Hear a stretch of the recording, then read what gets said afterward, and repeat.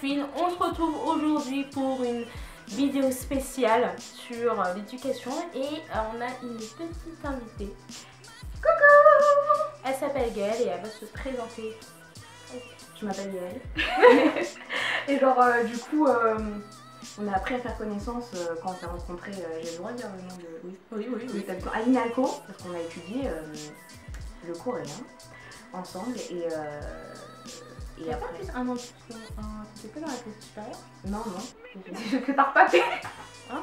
C'est juste que t'as repapé, c'est pour ça que Ah oui, j'étais en japonais, oui. C'est ça. Ah oui, du coup en fait c'est toi qui es plus vieille.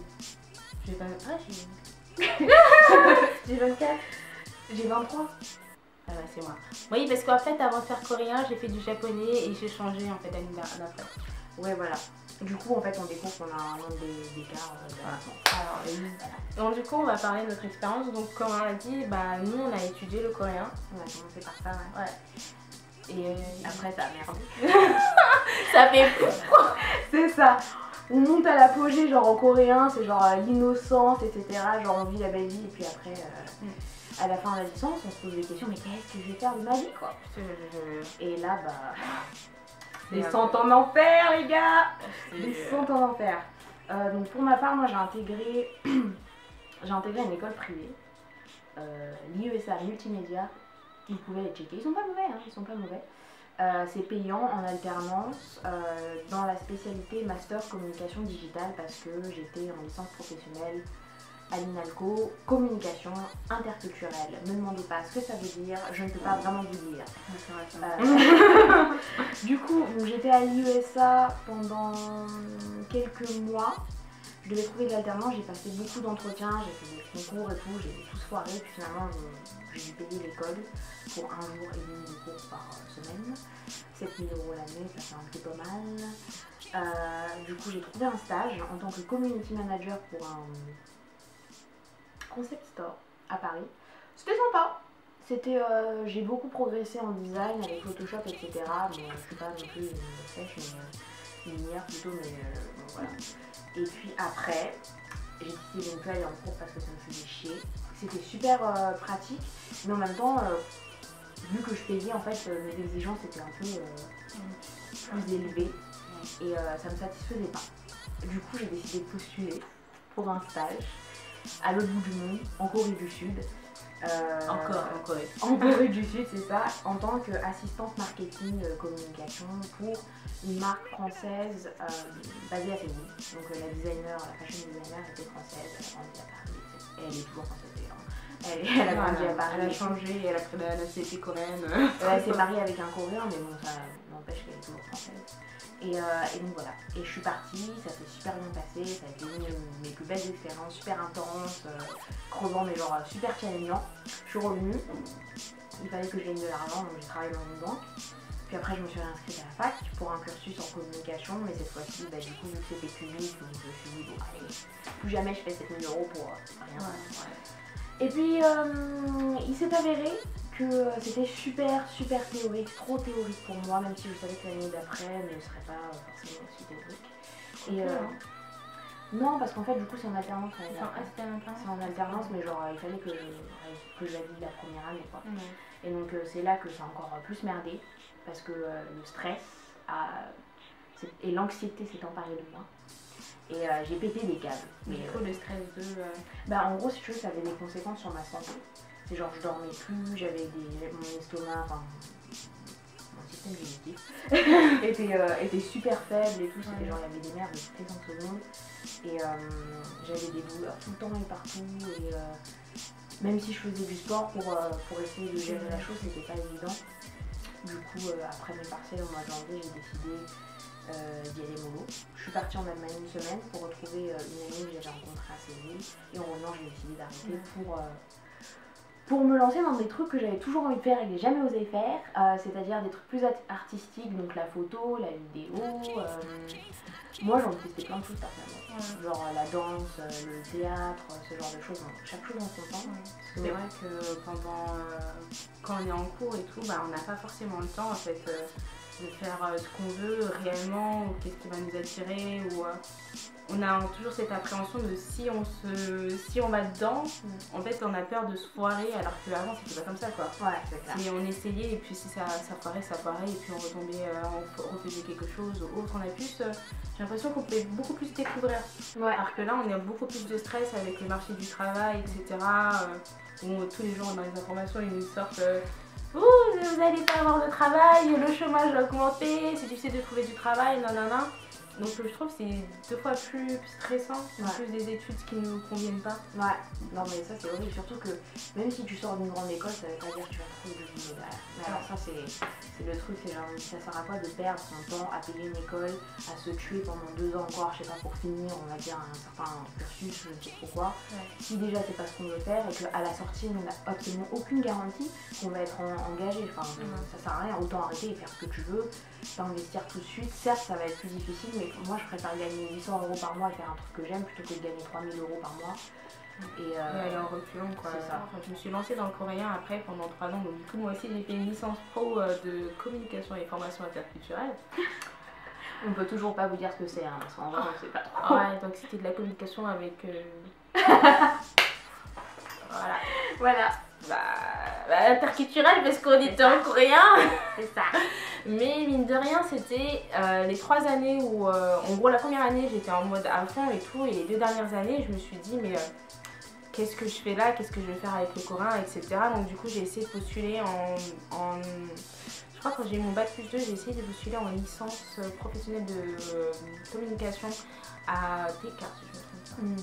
Et bon, je savais que c'était mort, hein, parce que genre ils ont un top d'exigence alors que normalement c'est censé t'apprendre, parce que apparemment en ce moment, si tu postules dans une école, tu dois avoir aussi d'expérience derrière. Donc je vois pas trop le truc. Ouais, je vois pas trop le truc. Aucun sens. Donc voilà, et en fait, comme j'ai été refusée, j'ai continué le coréen et là j'ai fait 6 mois en Corée. Donc 6 mois en Corée, c'était la plus belle expérience que j'ai eue. Si. J'ai rencontré énormément de gens et tout, et j'ai moi j'ai pas décidé d'aller à Séoul parce que je savais que si je partais à Séoul, il y avait que mes potes là-bas, j'allais parler qu'en français, il y avait énormément d'étrangers, j'allais parler qu'en français et en anglais, donc du coup j'aurais pas appris le coréen. Et du coup j'ai choisi d'aller à Busan Wadogo de Hakeo, donc c'est Busan University of Foreign Studies, comme ça, et c'était perché. Je me rappelle des pentes et tout que je devais monter, et j'ai vu la différence entre les profs français et les profs coréens. C'est-à-dire que les profs coréens que j'avais, ils me poussaient à apprendre, à parler, etc. Et j'ai beaucoup plus appris là-bas qu'en restant à Inalco par exemple, où en gros il n'y a que des français dont on ne parle pas. Et mis à part ça, quand j'ai eu ma licence 3, du coup j'ai voulu postuler dans une école, donc j'ai aussi fait des concours, donc j'ai été prise dans une école. Mais je me suis aperçue qu'en fait, moi je leur avais bien explicité que je voulais de la communication. Et ils m'ont dit mais oui. Donc du coup j'ai été prise. Sauf que en gros c'était 3 jours par semaine je crois. Et je devais trouver une alternance aussi, mais du coup j'ai pas trouvé. Et en gros je devais payer 500 et quelques € par mois, etc. Et en fait je me suis aperçue que c'était pas du tout ce que je voulais quoi. C'était loin de là de la communication. Donc du coup je me suis un peu bataillée pour partir. Donc du coup je suis partie. Et je me suis retrouvée sans rien faire. Donc là c'était vraiment aussi le stress de qu'est-ce que je vais faire plus tard, qu'est-ce que je vais faire exactement, nanana. Donc entre temps j'ai trouvé un travail genre à H&M. Ensuite j'ai postulé pour travailler à la CAF. Pendant 3 mois, alors je vous épargne mon expérience là-bas. Mais j'ai rencontré des chouettes personnes et après j'ai décidé de faire une licence pro de communication, donc là où je suis. Et en fait, un peu comme Gaëlle, pour moi je trouve ça trop théorique, ça vole. Enfin, j'ai pas l'impression d'apprendre grand chose parce que ils survolent les choses, on peut pas aller au bout des matières, etc. Et là je suis en mode overdose. Alors je sais pas si c'est parce que j'ai un certain âge et qu'en gros j'ai envie d'avancer, de faire d'autres choses. Mais je suis carrément en overdose et là je me dis vraiment qu'est-ce que je vais faire plus tard. Est-ce que je continue l'école, mais du coup ça veut dire que je dois encore passer des tests et moi Et je me dis, est-ce que c'est vachement en alternance? Parce que moi en initiale, genre je peux plus, je peux pas faire en initiale, c'est pas possible quoi. De la théorie c'est bon quoi. À un moment il faut de la pratique. Et sinon je travaille, c'est déprimant. Donc moi aussi j'avais, quand j'étais à l'INALCO, j'avais aussi des grosses, au niveau digestif, c'était pas trop ça. Hein, on va le dire. J'avais des boutons qui sortaient, là j'ai des insomnies, etc. Parce que en gros, même si on dit oui, je vais décompresser, mais intérieurement, ton corps il décompresse pas en fait. Ah, exactement. Ta tête c'est genre ouais, j'y pense pas, mais ton corps lui il y pense. Du coup ça merde. Voilà, donc du coup, littéralement. Tu sais pas ce qui arrive et tout, tu te lèves et puis. Mais enfin voilà, c'est pour ça aussi que j'ai aussi créé ma chaîne, parce que c'est vraiment quelque chose que j'aime bien partager avec les gens, parler de différents sujets, pas que ce soit de la mode ou du cosmétique, mais aussi des questions assez existentielles qui font partie de notre quotidien en fait. Même le système français, je trouve que il doit absolument intégrer le fait de découvrir en fait des métiers, parce que on nous demande directement à l'université, au lycée, ou arrive en terminale du collège, qu'est-ce que tu veux faire plus tard? Mais comment on peut savoir ce qu'on veut faire plus tard? We don't know! Bah voilà, exactement, on ne sait pas ce qu'on veut faire plus tard, parce qu'on ne connaît pas, on n'a pas touché, on ne va pas à l'intérieur. Enfin, comment vous pouvez nous demander à nous de savoir ce qu'on veut faire? Alors, je veux dire, honnêtement, si on regarde bien, il y a de plus en plus de personnes qui sont auto-entrepreneurs, qui font leur propre truc. Et voilà! Et voilà! Et donc, je pense que vraiment, il devrait nous pousser peut-être aussi à créer des choses. Pas à vouloir qu'on pense tous pareil, comme des robots, etc. Mais après, je pense aussi, justement, vu qu'on est tous genre endoctrinés, tu vois, genre il y a des gens pour qui ça tilte pas, c'est genre ils ont peur de se lancer parce que, bon voilà, on a créé tout un truc autour du fait d'avoir une vie stable, etc.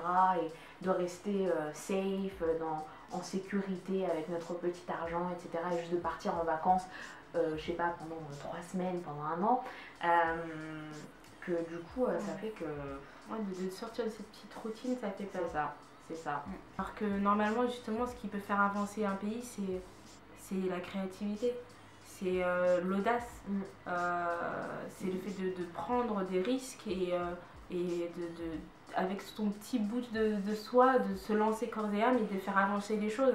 Comme elle a dit Gaëlle, on est dans un monde genre 2.0 voire 5.0 bientôt, parce qu'il y a la 5G qui arrive, et en fait le monde il va tellement vite qu'on peut pas rester emprisonné. En fait je pense aussi c'est ça le problème de la France, c'est que on est toujours on reste sur nos acquis, on n'essaye pas d'évoluer, de montrer au monde qu'on sait faire autre chose.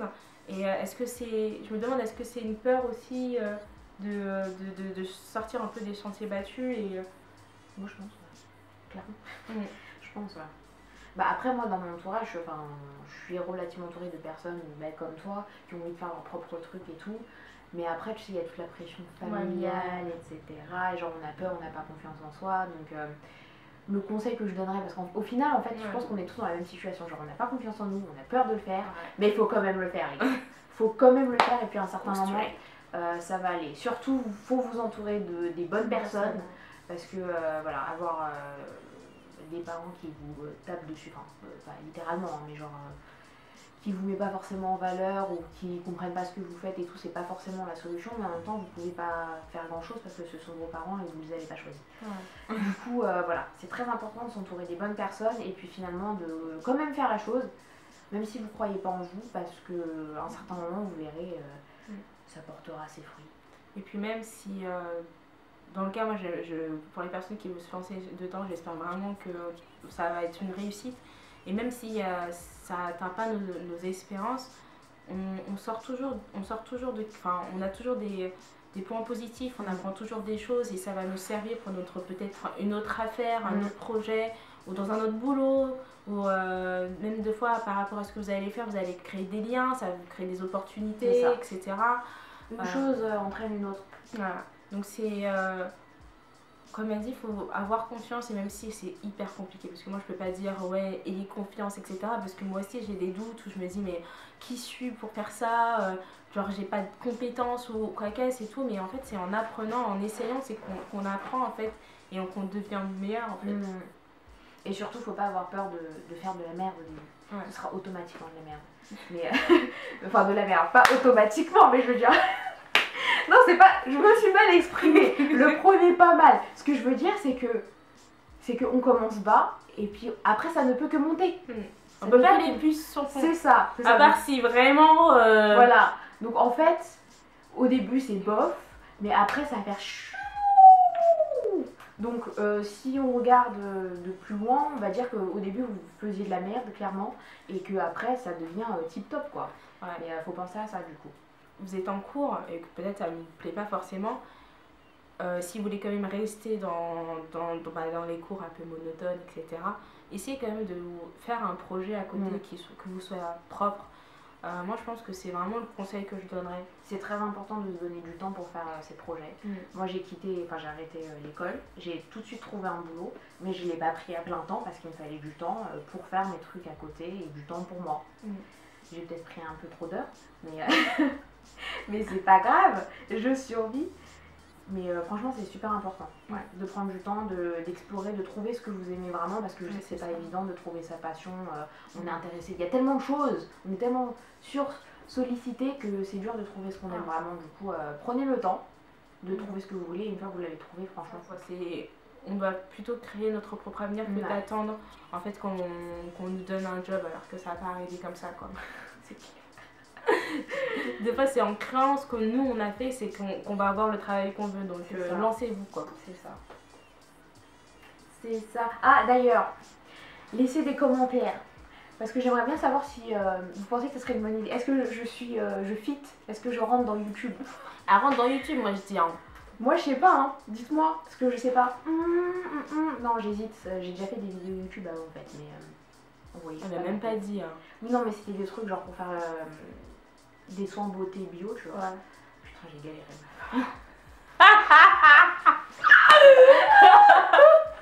J'ai galéré, j'étais en lumière naturelle, j'avais rien tu vois, j'étais en face de ma fenêtre. Dites-nous aussi ce que vous en pensez, votre parcours, est-ce que vous êtes aussi dans le même cas et comment si vous êtes sorti de cette situation, comment vous êtes sorti et quels conseils vous pouvez donner.